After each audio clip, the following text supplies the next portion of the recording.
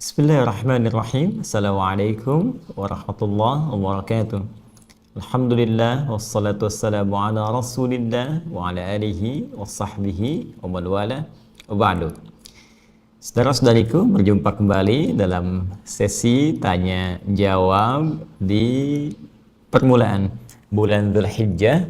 Sekarang sudah masuk pada tanggal 2 Dzulhijjah tahun 1441 Hijrah. Kita bermohon pada Allah Subhanahu wa taala semoga seluruh amal yang telah kita tenun sampai dengan hari ini dicintai oleh Allah Subhanahu wa taala, mendapatkan penerimaan terbaik dan tentunya juga mendapatkan penilaian ibadah sehingga memberatkan mizan kita saat kembali kepada Allah Subhanahu wa taala. Baik, sebelum kita lanjutkan diskusi, sedikit untuk evaluasi mengingat apa yang telah kita kerjakan di hari pertama dan tentunya kita berusaha menyempurnakan di hari yang kedua ini. Untuk itu, cek kembali catatan yang mungkin Anda boleh tuliskan di handphonenya atau di meja tempat kerja, ya. Kurikulumnya masih ingat? Kurikulum sholatnya dicek lagi. Kalau bisa bikin checklist. Ini yang tadi malam dilakukan tahajud. Alhamdulillah. Yang belum apa? Duhanya sudah, ya, baca Al-Qur'annya dan turunan-turunan amal yang biasa kita telah kerjakan yang tentunya bisa diakumulasikan dalam puasa misalnya, ya. Saya sering katakan puasa itu bisa menarik amalan-amalan sunnah lain untuk dikerjakan dan sekaligus cara paling efektif untuk mencegah perbuatan maksiat. Ya, ini kalau para pelaku maksiat atau mungkin dalam satu sistem misalnya, ya, di lembaga pemasyarakatan tertentu yang muslimnya dilatih untuk berpuasa. Nah, ini kecenderungan untuk meninggalkan perbuatan maksiatnya itu lebih kuat insya Allah. Baik, mari kita kembali lanjutkan diskusi kita. Sampai hari ini kita cek dulu di pertanyaan yang teman-teman ajukan, ya. Bismillahirrahmanirrahim. Baik, kita baca dulu. Mohon izin saya tidak bacakan nama yang menyampaikan, langsung ke pertanyaannya saja. Assalamualaikum warahmatullahi wabarakatuh. Waalaikumsalam warahmatullahi wabarakatuh. Ustaz, menyambung pertanyaan pertama tadi masalah potong kuku dan cukur seluruh rambut. Itu berlaku untuk si ayah saja atau kami sekeluarga? Jazakallahu khairan Ustaz. Allah jazakum khairan, semoga Allah muliakan Anda. Terkait dengan larangan potong kuku dan juga mencukur rambut yang melekat di seluruh tubuh yang telah kita ulas di pertemuan lalu, itu mengikat pada sahibul kurban, ya, yang berkurban. Siapa yang berkurban itu yang diniatkan untuk kurbannya, ya, karena dalam hadis jelas terkait dengan masalah amal ini diikat dengan niat. Al-Bukhari nomor hadis yang pertama dari Abu Hafiz Umar bin Khattab radhiyallahu taala anhu, ya, anin Nabi sallallahu alaihi wasallam, dari Nabi sallallahu alaihi wasallam qala, beliau bersabda, innamal a'malu binniyat. Ya, sungguh setiap perbuatan kita itu diikat ketergantungannya berdasarkan niatnya. Maka saat Anda misalnya mengorbankan satu hewan tertentu, entah itu kambing misalnya, atau ikut ke sapi atau kerbau atau sejenisnya dari hewan ternak, maka niatnya diniatkan untuk siapa? Ya, misal Anda niatkan untuk pribadi misalnya kan, untuk si fulan misalnya kan, untuk Bapak Muhammad misalnya kan, maka yang tidak memotong kuku dan juga tidak mencukur rambut Pak Muhammad tadi sampai hewan kurbannya disembelih. Ingat ya, bukan sampai Idul Adha. Jadi kalau Idul Adhanya misalnya tahun ini jatuh pada hari Jumat, ya, di wilayah Indonesia, dan karena waktu yang sangat mepet hewan disembelih di hari Sabtu, maka kuku kalau ingin dipotong atau juga rambut nunggu sampai hewannya disembelih di hari Sabtunya. Ya, jadi bukan hari Jumatnya. Jadi kalau hari Jumat belum disembelih maka belum dipotong, Sabtunya dipotong. Jelas ya? Nah, tapi kalau Anda niatkan satu hewan untuk satu keluarga, dan ini boleh. Ya, ini boleh. Ingat, bahkan hadisnya ada. Nabi SAW itu pernah menyembelih hewan kurban, kemudian beliau kata, Ya, beliau berkata, Allahumma hadza min Muhammad wa ali Muhammad wa ummat Muhammad sallallahu alaihi wasallam. Ya Allah, mohon terima korban ini ya untuk pribadinya Muhammad sallallahu alaihi wasallam, untuk keluarga besarnya Muhammad sallallahu alaihi wasallam, dan untuk umatnya Muhammad sallallahu alaihi wasallam yang selama hidupnya boleh jadi belum bisa korban. Masya Allah ya, saking cintanya, pekanya perasaan Nabi dan sayang terhadap umatnya, itu Nabi sampai pikirin ya, saking pentingnya korban itu, Nabi sampai pikirkan kalau ada umatku selama hidupnya belum mampu berikhtiar untuk korban, ya Allah mohon terima. Jadi sebagian korban Nabi itu diniatkan untuk umat Nabi Muhammad SAW yang selama hidupnya belum mampu untuk berkorban. Tapi jangan jadikan ini sebagai sandaran bahwa saya nggak perlu korban. Tidak, karena nanti ada ancaman. Ya, siapa yang punya kemampuan untuk berkorban sengaja tidak berkorban, maka tegas, fala yaqrabanna musallana, jangan sekali-kali mendekati tempat sholat kami. Yaitu sesuatu yang sangat tegas. Sampai karena ketegasan kalimat ini, Imam Abu Hanifah sampai mengatakan wajib hukumnya yang berkorban bagi orang yang punya kemampuan untuk bisa melakukannya dan tidak ada penghalang-penghalang yang lain. Walaupun jumhur ulama mengatakan ini menekankan kepada sunnah ya, hukum korbannya tetap sunnah, tapi celaannya tinggi dari Nabi SAW. Kembali kepada hadis yang awal tadi, dengan kalimat disebutkan, saya niatkan untuk satu keluarga. Ya, saya mau meniatkan keluarga untuk keluarga besar Bapak Hasan misalnya. Ya, maka siapa yang tidak potong kuku yang masuk ke dalam keluarga besar Bapak Hasan itu?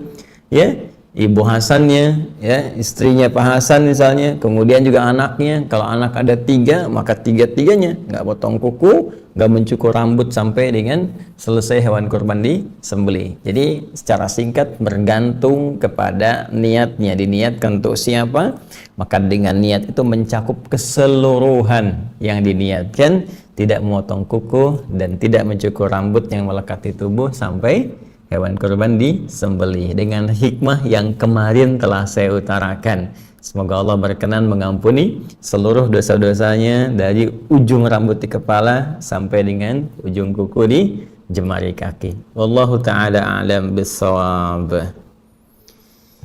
Baik, kita lihat kembali. Bismillah. Assalamualaikum Ustaz. Waalaikumsalam warahmatullahi wabarakatuh. Izin bertanya. Baik, saya izinkan. Kalau misalkan uang dari acara resepsi pernikahan, uangnya digunakan untuk umroh atau haji, hukumnya gimana ya Ustaz? Sekian, terima kasih. Sehat terus untuk Ustaz dan keluarga. Amin ya Rabb. Semoga Allah sehatkan Anda, semoga Allah muliakan keluarga Anda jauh dari apa yang Allah muliakan kepada kami, dan semoga dengan itu kami diikutkan pada kemuliaan dimaksud. Ya, walaupun tidak secara langsung terkait dengan situasi amalan-amalan menjelang ataupun saat Idul Adha, tapi tidak ada persoalan karena biasanya musim haji juga ada musim-musim pernikahan ya. Baik teman-teman sekalian, pertanyaannya boleh, tidak ada masalah. Ya, apakah uang hasil resepsi pernikahan digunakan untuk umrah atau haji ya, dialokasikan, hasilnya dikumpulkan, diniatkan untuk haji atau langsung disetorkan ya, atau bahkan misalnya pendahuluan untuk umrah, sangat diperkenankan, boleh dan sangat mulia, dengan catatan pernikahan itu tentunya berlangsung dengan cara yang benar ya, benar secara syariat.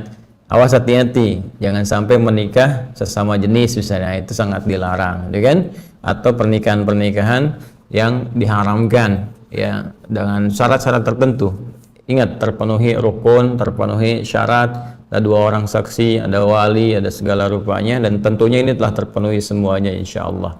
Dan ini sangat mulia ya, jadi begitu sudah ada, Anda niatkan, suami istrinya berdoa, minta keridhaan Allah, kemudian berangkat bersama-sama dan di depan Ka'bah Al-Musyarrafah di Masjid Nabawi ketika ke Madinah, bermohon kepada Allah Subhanahu wa taala agar hidup berumah tangganya dijaga dalam petunjuk Al-Quran, petunjuk Allah, dan dalam tuntunan Rasulullah hingga kembali menghadap Allah Subhanahu wa taala sebagai pasangan abadi di surga dengan izinnya. Itu sangat mulia dan biasanya sangat indah ya. Beberapa pengalaman itu dengan kawan-kawan yang baru menikah kemudian juga berangkat, itu lebih banyak bisa menguatkan jiwa dan memantapkan niat untuk hidup berumah tangga dengan lebih baik. Dan itu momen-momen yang bisa mengingatkan saat ada hal-hal mungkin yang diperselisihkan, terus ingat lagi, bisa kembali memperbaiki diri lagi. Wallahu ta'ala alam bissawab. Baik, kita lanjutkan ya. Assalamualaikum Ustaz. Waalaikumsalam warahmatullahi wabarakatuh. Untuk distribusi daging kurban itu harus diberikan ke sesama muslim juga atau boleh ke tetangga non muslim? Mohon jawabannya. Kurban sangat luas teman-teman. Ya, kurban berbeda dengan alokasi zakat, misalnya yang spesifik dari zakat mal sekian, zakat fitri spesifik fakir dan miskin. Kurban sangat luas. Bahkan sahibul kurban itu dianjurkan menikmati bagian dari kurban itu untuk menunjukkan bukti syukurnya kepada Allah. Itu ada bagiannya untuk sahibul kurban. Bahkan ada yang terdekat dengan sahibul kurban dibagi tetangga-tetangga, kan? Kemudian juga ada prioritas dari kalangan fakir atau miskin yang dengan itu bisa mensupport kehidupan mereka. Ya, dekat, kalau dekat terpenuhi, semakin jauh lagi. Jangan tertukar. Sangat mulia kalau kita ingin berkurban di tempat yang jauh misalnya. Tapi perhatikan lingkungan kita tinggal dulu. Ya, kalau lingkungan tinggal kita sudah terpenuhi, misal di satu komplek, wah ini sudah over capacity nih hewan kurbannya, udah mencakup luar biasa, gitu ya. Di komplek dibutuhkan cukup 3 sapi, tercukupi misalnya kan, apalagi yang membutuhkan sudah selesai. Tiba-tiba yang korban 30 sapi misalnya, atau Anda melihat, wah ini sudah kalkulasinya banyak, maka boleh yang korban Anda misalnya di daerah tertentu yang lebih membutuhkan. Ada yang bisa mendapati itu hanya setahun sekali bisa makan daging, menunggu hewan kurban, maka ini bisa diutamakan. Ketika Anda bagi itu, apakah hanya untuk muslim saja? Tidak, ya boleh Anda berikan untuk non muslim.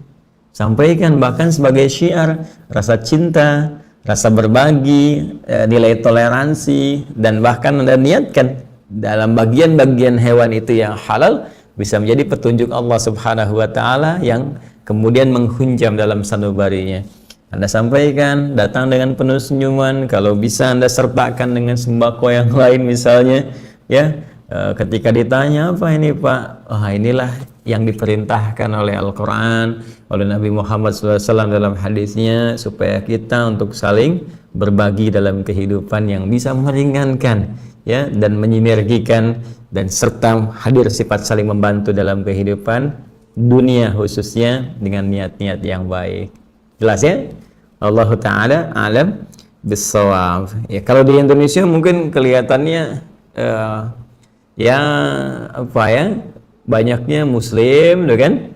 Walaupun tidak menutup kemungkinan ada saudara-saudari kita sebangsa setanah air non muslim juga, tapi kan bagi yang tinggal di wilayah-wilayah luar Indonesia yang muslimnya sedikit, kan, minoritas, ya misalnya kayak di Amerika, di Eropa secara umum, kan, dan juga negara-negara lain. Nah, boleh jadi ini bisa lebih bermanfaat, ya. Bismillah.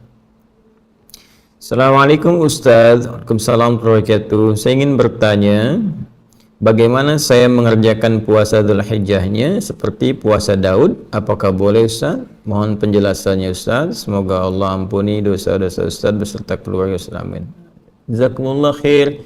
Ya, semoga Allah ampuni dosa kita semua dan menggolongkan kita pada orang-orang yang baik di dalam pandangan Allah Subhanahu wa taala. Sangat boleh saudaraku. Boleh.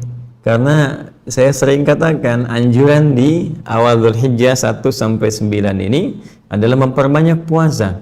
Memperbanyak, dan Masya Allah puasa Daud itu sangat luar biasa. Tingkat tertinggi dalam puasa sunnah yang bisa dikerjakan. Artinya sehari puasa, sehari tidak, sehari puasa, sehari tidak. Nah, hanya begini. Khusus untuk spesifik awal Dzulhijjah ini juga ajakannya bisa lebih tinggi daripada itu. Dengan momentum yang tertentu, ya. Kalau puasa Daud kan tidak mengikat waktu, artinya di bulan apa saja bisa, kecuali Ramadan dia berhenti, kan. Nah, 9 Dzulhijjah ini bahkan bisa menjadi tinggi dan istimewa karena satu terjadi di Dzulhijjah saja. Yang kedua, dia bisa beruntun sampai 9-nya. Karena itu ada hadis yang meriwayatkan karena Rasulullah SAW yasumu tis'an min Dzulhijjah, adalah Rasulullah SAW beliau berpuasa yang ada yang mengartikan selama 9 hari. Ya, 9 hari di awal bulan Dzulhijjah 1 sampai dengan tanggal 9. Nggak nyampe 10 ya. Ya, nggak nyampe 10. Jadi jangan terlampau soleh gitu. Yang 10 itu nggak boleh, hari ke-10 itu haram hukumnya. Adapun ada redaksi yang menyebutkan 10, memang ada, tapi yang dimaksud hari ke-10 ini bukan puasa niat puasa, bukan. Yang dimaksud menahan sementara waktu setelah sholat subuh sampai sholat id. Sunnahnya nggak makan dulu. Ya, nggak makan, menahan itu bahasa Arab standarnya itu imsak, itu siam. Tapi yang dimaksud bukan siam yang punya ketentuan. Jadi saum secara umum. Artinya apa? Artinya tahan dulu, jangan makan dulu. Beda dengan Idul Fitri. Idul Fitri setelah subuh makan, ya, untuk menunjukkan puasa telah selesai. Kemudian masuk Idul Fitri salatnya. Idul Adha tidak. Tahan dulu sebentar, jangan dulu makan, sholat dulu, selesai itu kemudian pulangnya baru sunnahnya makan. Atau kalau bisa makanan pertama dari hewan yang disembelih telah dimasak dan dikonsumsi kemudian dari itu turunannya. Jadi kalau Anda mau naikkan levelnya, boleh bahkan puasa selama 9 hari berturut-turut. Ya. Dan kasus kedua, kalau mau tetap yang puasa Daudnya, boleh, silahkan. Rumus puasa Daud digunakan dengan niat puasa awal Dzulhijjah. Nah, cuma nanti kalau misalnya pas hari Kamis ya nanti ya, tanggal 9 bertepatan. Jadi Jumat 10 Dzulhijjah, insya Allah bersamaan dengan 31 Juli tahun ini 2020, Kamisnya tanggal 9 Dzulhijjah bersamaan dengan 30 Juli ya 2020. Saya sarankan kalau misalnya menggunakan rumus puasa Daud, misal jatuh Rabu puasa, Kamis kan tidak. Nah, saya sarankan Kamis tetap puasa karena Kamis itu spesial masuk hari Arafah. Puasanya pun puasa Arafah dengan hikmah yang telah kami sampaikan. Ya, silahkan review, dicek lagi kajian-kajian kami sebelumnya menerangkan tentang keutamaan amalan awal bulan Dzulhijjah, terutama puasa Arafah.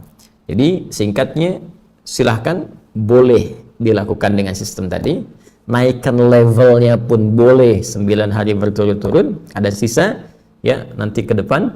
Kemudian kalau mau sistemnya tetap puasa Daud dan hari Kamis jatuhnya pas 9 Dzulhijjah itu qadar Allah bisa yang berbuka, nah tetap lakukan puasa untuk di situ ya dengan niat puasa Arafahnya. Nanti setelah hari tasyrik selesai ya, jadi nanti ya, Idul Adha tanggal 10, hari tasyrik 11, 12, 13, setelah itu selesai baru mulai puasa lagi. Ya, jelas ya? Allahu ta'ala alam shawab. Baik, mari kita lihat kembali. Bismillah. Assalamualaikum warahmatullahi wabarakatuh. Waalaikumsalam warahmatullahi wabarakatuh. Ustadz, saya mau bertanya, silahkan. Apakah yang disunnahkan berpuasa sebelum salat Idul Adha hanya untuk yang berkorban?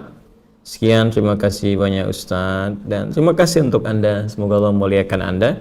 Baik, saudariku, ini yang bertanya perempuan, puasa itu tidak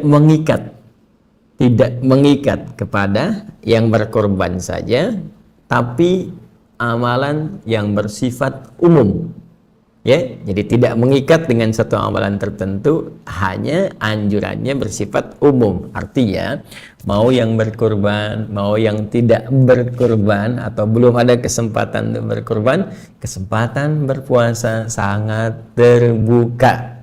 Nabi SAW pernah ditanya tentang kemuliaan puasa Arafah. Kata beliau, yukaffiru sanatil madiyah ya wal baqiyah. Jadi akan berpotensi mengampuni dosa-dosa yang telah lalu kalau benar dia saat puasa bertobat, beristighfar, bermuhasabah. Dan dengan taubatnya itu, bukankah dosa-dosa diampuni? Dan ciri diampuni itu dijaga oleh Allah dari perbuatan dosa. Maka orang yang menunaikan puasa Arafah itu oleh Allah kemudian diberikan bimbingan untuk terjaga dari perbuatan dosa setahunnya akan datang.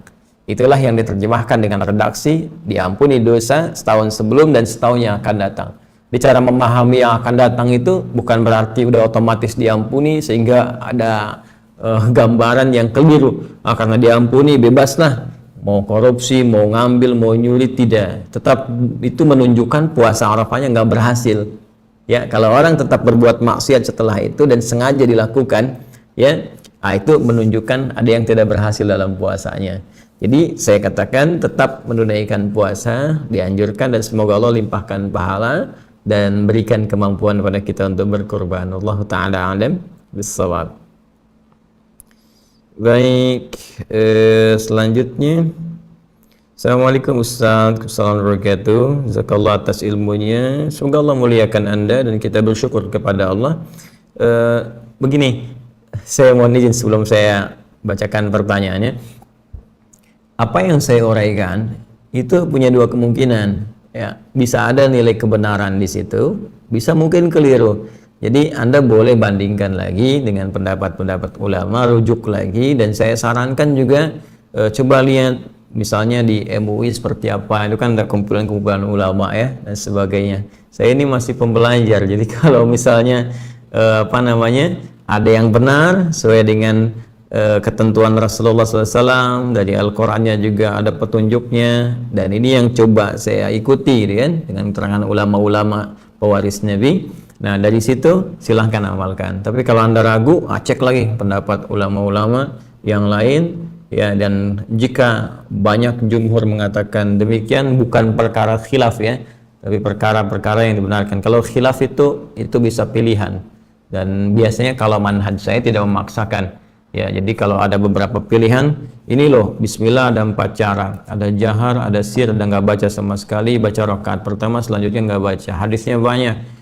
maka saya akan buka semuanya dan saya terangkan, ini loh seperti ini, hikmahnya begini, Anda silahkan pilih ya. Karena dalam agama ada kaidah ketat, la ikraha fid din, nggak boleh paksa ya. Ini bisa dua hal, bisa untuk non muslim kalau ingin masuk Islam jangan dipaksa, atau untuk orang Islam sendiri ya, yang ada peluang bagi mereka untuk memudahkan. Dia mudahnya di sini, kenapa Anda paksa dia kepada yang lain? Termasuk ketika bermadzhab, Anda masuk ke wilayah orang yang sudah kunut atau baca bismillah dengan jahar, lalu Anda mengamalkan yang tidak kunut dan tidak jahar, jangan paksa orang untuk pindah. Nggak boleh, karena dia sudah dalam kebiasaannya, sudah bermadzhab di situ. Justru Anda yang belajar mazhab dia, kemudian pimpin dalam sholat seperti dia menunaikannya, supaya tidak merubah kebiasaan dan menjadikan kesulitan, sepanjang itu ada dalil kebenarannya. Jelas ya? Nah, ini di fikih itu unik gitu ya, unik. Mohon izin kita lanjutkan ya. Jadi mohon maaf teman-teman, kadang-kadang yang seperti itu muncul, terus ada pengayaan yang mungkin bermanfaat. Pertanyaannya, mohon maaf Ustaz, saya ingin bertanya, jika masih punya hutang puasa dan tidak cukup untuk melaksanakan puasa Arafah, apakah harus mengqadha terlebih dahulu atau puasa Arafah? Saya secara pribadi lebih cenderung untuk mengqadha dulu, niat qadha puasa yang Ramadan yang belum ditunaikan, karena qadha itu sifatnya wajib ditunaikan ya, karena mengganti yang wajib dia jadi hukum wajib, hanya kewajibannya luas terbentang dari mulai pasca Ramadan ya. Jadi setelah satu Syawal haram hukumnya puasa karena Idul Fitri, setelah itu terbentang sampai masuk lagi akhir Sya'ban menjelang ke Ramadan, yang kalau ada di tengah-tengahnya hari tertentu nggak boleh puasa, di situ saja nggak boleh puasa, seperti Idul Adha tanggal 10 Dzulhijjah kan. Nah, kemudian yang lain-lainnya terbentang sampai dengan masuk akhir bulan Sya'ban. Ada memang yang berpendapat begini, karena luas terbentang, ya nggak apa-apa kalau mau menunaikan puasa sunnah tertentu yang jatuh waktunya hari tertentu saja. Seperti puasa Arafah misalnya tanggal 9, ya niatnya puasa Arafah dulu saja. Kan nanti hari selanjutnya masih ada hari panjang ya untuk menggantinya. Ada yang berpendapat demikian dari kalangan ulama. Tapi saya secara pribadi itu lebih cenderung untuk mengutamakan yang wajib dulu. Karena begini, kita melihat ada bentangan kesempatan puasa betul, tapi kan kematian itu nggak bisa ditentukan. Ya, kita nggak bisa menentukan kapan wafat. Kematian itu terjadi, sifatnya gaib, terserah Allah. Ya, mau kemana dan kapan waktunya itu terjadi. Yaitu ada di Quran surah ke 31 Luqman ayat yang ke-34. ya innallaha 'indahu 'ilmus sa'ah wa yunazzilul ghaits wa ya'lamu ma fil arham wa ma tadri nafsun madza taqsimu ghadan wa ma tadri nafsun bi ayyi ardin tamut. Ya, bagian yang terakhir dari segala hal yang Allah ketahui, 5 itu sifatnya prerogatif. Di semua Allah mengetahui tentang kehidupan kita sebelum, sedang, dan akan terjadi. Semua Allah Maha tahu. Ya, dari sekian banyak itu, ya ada yang jadi hak prerogatif Allah. 5 hal. Satu, pengertian, pengetahuan tentang terjadinya kiamat itu hanya milik Allah, nggak dibagi kepada siapapun. Ya, detiknya, menitnya, jamnya spesifik. Kemudian segala hal yang ditetapkan di dalam rahim ibunda, ya, segala hal tentang qadanya, kadarnya, dan sebagainya, ya. Kemudian juga tentang menurunkan, mengatur cuaca, karena itu tidak ada kepastian cuaca, yang ada perakiraan cuaca. Apa yang akan terjadi kemudian, ya kita nggak tahu bahkan semenit apa yang akan terjadi ini setelah ini, ya. Yang terakhir, kapan dan di mana kita wafat. Nah, karena kita tidak bisa menduga kapan di mana kita wafat, maka kita harus mengerjakan amalan prioritas dalam hidup. Karena itu kalau ada yang nggak penting, nggak usah dikerjain. Ya, apa-apa yang nggak penting dalam hidup kita sisihkan, ambil yang pentingnya. Nah, itu nanti ada amalan prioritas. Dan kalau ada sama-sama penting, cari yang paling prioritas. Di hukum kan saya pernah ajarkan, ada 5 turunan kan. Ambil dari tengah dulu mubah, tarik ke kanan sunnah, tarik ke kanan lagi apa? Wajib. Antara sunnah dengan wajib, sunnah muakkadah. Tarik ke kiri makruh, ke kiri lagi haram. Dari sini tinggal beginikan saja. Puasa Arafah yang mana nih? Oh, yang ini sunnah. Sunnahnya tengah-tengah muakkadah, tapi ada utang yang wajib. Maka karena ini prioritas, dahulukan dulu niatnya untuk yang wajib. Kalaupun kita niatkan untuk yang wajib, tapi punya keinginan kuat untuk mengerjakan Arafah dan tak mampu mengerjakannya karena alasan tertentu yang dibenarkan secara syar'i, itu bisa berpeluang mendapatkan pahala juga dari puasa Arafah, walaupun niat kita untuk yang siam Ramadannya sebagai qada. Apa dalilnya? Jelas. Kalimat Nabi di Al-Bukhari itu riwayat sahabat Abu Hurairah radhiyallahu taala anhu, "Idza maridal 'abdu aw safar kutiba lahu mithla ma kana 'alaihi muqima sahiha." Jika seorang hamba sakit atau ada udzur tertentu seperti orang sakit atau bahkan safar, nggak mampu mengerjakan amalan rutin yang biasa dia kerjakan. Ya, Ramadan itu rutin dia kerjakan, nggak mampu dia lakukan. Ya, karena kondisi tertentu, pernah haid dan sebagainya, diqadha. Terus pas bagian qadanya masuk waktu Arafah, padahal dia pun rutin Arafah di waktu sebelumnya. Karena nggak bisa dikerjakan, karena mengqadha puasa Ramadan, maka Arafahnya pun tetap dapat bagian sepanjang ada keinginan kuat mengerjakan, tapi harus melakukan amalan yang lebih utama. Wallahu ta'ala a'lam bis-shawab. Jadi dahulukan yang qadha kalau menurut kami, ya karena pertimbangan kematian pun kita tidak bisa pastikan. Tapi juga sematkan keinginan kuat yang biasa mengerjakan Arafah, sehingga ya sekali mendayung 2:30 terlampaui dengan keikhlasan yang ditanamkan. Wallahu ta'ala a'lam bis-shawab. Baik, sekira yang terakhir ya. Bismillah. Assalamualaikum warahmatullahi wabarakatuh. Waalaikumsalam warahmatullahi wabarakatuh. Ustaz, mohon keterangannya sehubungan dengan hadis yang diriwayatkan oleh Ibnu Abbas radhiyallahu taala anhuma, bahwa Rasulullah SAW bersabda. Oh, Anda nggak cantumkan hadisnya, Anda hanya cantumkan keterangan aja nih. Hari 1 bulan Dzulhijjah adalah hari di mana Allah Subhanahu wa taala mengampuni dosanya Nabi Adam AS. Barang siapa berpuasa pada hari tersebut, Allah Subhanahu wa taala akan mengampuni segala dosanya. Hari 2 bulan Dzulhijjah adalah hari di mana Allah Subhanahu wa taala mengabulkan doa Nabi Yunus AS dengan mengeluarkan dari perut ikan. Barang siapa berpuasa pada hari itu seolah-olah telah beribadah selama 1 tahun penuh tanpa berbuat maksiat sekejap pun. Hari ketiga, hari keempat, demikian seterusnya. Saya tidak pernah mendapati ini. Ya, yang hadis dari riwayat Ibnu Abbas itu radhiyallahu taala anhuma, ya, dari Nabi sallallahu alaihi wasallam tercantum di Al-Bukhari yang kemarin saya bacakan, nomor hadis 583. Kalimatnya sederhana, "Ma min ayyamin al-'amalu shalihu fiha ahabbu ila Allah min hadhil ayyam al-'ashr." Ya, tidak ada satupun perputaran hari yang ditemukan dari hari-hari kita beraktivitas saat amal soleh naik derajatnya menjadi dicintai oleh Allah Subhanahu wa ta'ala, yaitu 10 hari pertama di bulan Dzulhijjah. Kemudian redaksi hadis selanjutnya bagaimana? Ya, kalau ya mereka para sahabat mengklarifikasi kepada Nabi, walal jihadu fi sabilillah, apakah jihad fi sabilillah enggak mampu menandingi amalan ini yang dikerjakan di 10 hari awal bulan Dzulhijjah? Kata Nabi, walal jihadu fi sabilillah, bahkan jihad fi sabilillah secara umum tak mampu menandingi amalan-amalan di awal bulan Dzulhijjah di 10 hari ini. Illa rajulun kharaja bimalihi wa nafsihi wa lam yarji' min dzalika bi syai', kecuali seorang satu-satunya yang tak mampu disaingi oleh amalan apapun yang ada, yaitu seorang yang berjuang dengan hartanya, dengan jiwanya sampai dia wafat. Nah, ini yang paling kemudian tingkat paling utama dengan kondisi-kondisi tertentu yang memang mendapati tuntutannya untuk itu.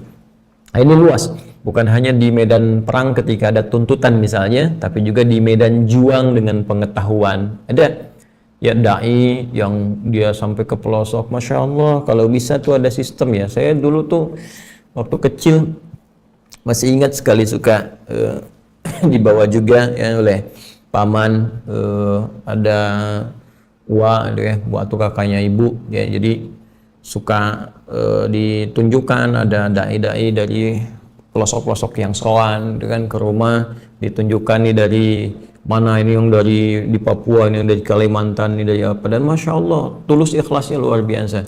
Dan itu biasanya juga di ormas-ormas ya, mudah-mudahan sampai sekarang masih berlanjut itu ya. Ada yang support mereka, jadi diutus ke daerah-daerah pedalaman-pedalaman dan berdakwah di sana ya, dan mengabdikan hidupnya di sana. Ya, ada yang bekalnya cuma garam aja kan, ada yang disuruh berangkat tuh, tapi juga kemudian dapat pertolongan, dan dapat pertolongan dari Allah Subhanahu wa taala. Ada yang disupport per bulan dengan batas tertentu gitu kan. Nah, tapi mereka berjuang dan sampai selesai perjuangan mereka sampai wafat. Nah, itu yang sulit ditandingi itu. Ya. Nah, makanya kita doakan ya guru-guru kita tuh diikhlaskan oleh Allah, perjuangannya benar, karena sekali aja ada penyakit tuh kayak ria, kayak macam-macam, nah itu jadi berkurang nilainya. Nah, kembali kepada apa yang disampaikan ini, saya tidak menemukan, dan biasanya begini, ini wallahu alam ya, biasanya kalau rincian sudah spesifik pada hal yang kadang-kadang dilihat tidak logis secara syar'i, bukan secara akli. Kalau akli, akal ya terbatas nangkapnya, tapi kalau syariat kan punya ketentuan-ketentuan, punya petunjuk. Kalau nggak logis secara syar'i, secara turunan syariat, biasanya banyak kemungkinan hadisnya palsu ya. Dan biasanya hadis-hadis palsu ini dimunculkan motivasinya sebetulnya baik, cuman caranya salah. Kenapa? Ada banyak orang yang sering mengabaikan amalan-amalan sunnah dengan pahala-pahala yang luas, pahala utama, sehingga nggak sering dia maksimalkan. Akhirnya sebagian orang itu membuat hadis-hadis palsu, motivasinya supaya orang ini mengerjakan amalan sunnah tadi. Dan ini sering muncul. Misalnya nanti ada hadis-hadis keutamaan ibadah di bulan Rajab. Banyak yang sahih, banyak.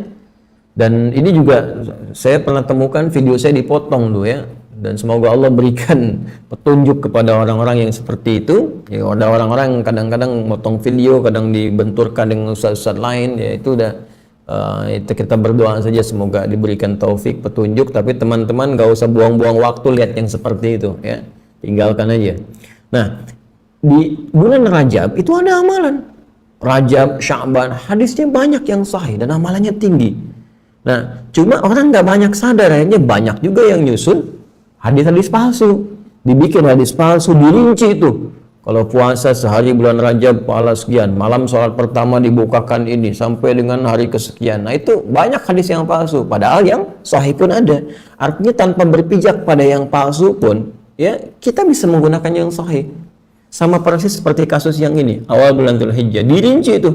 Bahkan tadi hari kedua ini untuk Nabi Yunus itu kan, yang puasa sehari itu aja dibebaskan semua maksiat setahun yang lalu, semua dosa, semua maksiatnya diampuni keseluruhannya dengan puasa itu aja. Ya bisa kebayang nggak? Ya udah, tunggu aja puasa ini sehari, kerjakan sehari selesai, nggak usah puasa lagi. Oh, maksiat yang lalu udah selesai tuntas. Ya, nah nggak begitu caranya. Ya kalau ini sudah ada hari kedua, kenapa muncul hari ke-9 kalimat Nabi yang di hadis sahih? Puasa Arafah mengampuni dosa setahun berlalu dan menjaga dari setahun yang akan datang. Ini menunjukkan kalau rincian-rincian begini yang tidak masuk nalar syar'i, ini biasanya hadisnya hadis bermasalah, patut diduga hadisnya palsu. Ya, sebab yang dia tunjukkan tadi Bukhari Muslim. Saya sangat yakin nggak ada di Bukhari Muslim. Ada kitab bagus sekali kecil. Risalah Kutayyib ya. Ini kitab kecil ini karya Ibnu Qayyim Al-Jauziyah. Jadi judul kitabnya Al-Manarul Munif fi Sahih wa Dhaif. Al-Manarul Munif fi Sahih wa Dhaif. Mercusuar, petunjuk cahaya terang untuk membedakan hadis sahih dengan hadis dhaif. Jadi kita baru dengar aja, oh ini kita bisa menduga ini sahih, ini dhaif. Ini palsu nih. Ya, nanti ada ciri-cirinya, kualifikasinya. Nih kita belajar di ilmu hadis dulu.